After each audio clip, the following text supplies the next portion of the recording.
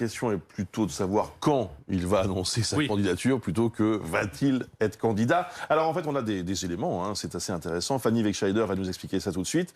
La campagne présidentielle d'Éric Zemmour, on peut même dire qu'elle s'accélère, Fanny.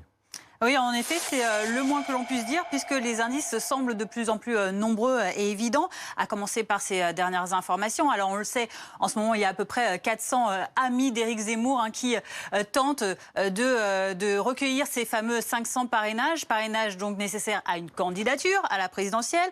Autre indice, c'est également donc cette préparation, vraisemblablement, des futurs bureaux d'un QG de campagne d'Éric Zemmour.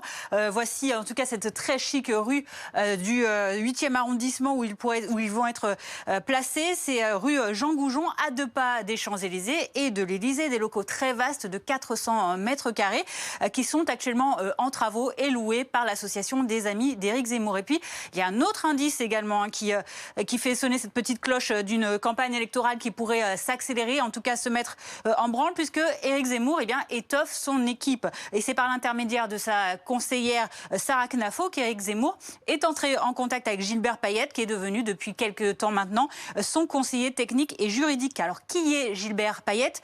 C'est un homme de 68 ans, originaire de La Réunion. C'est un ancien préfet et ancien directeur de stage à l'ENA.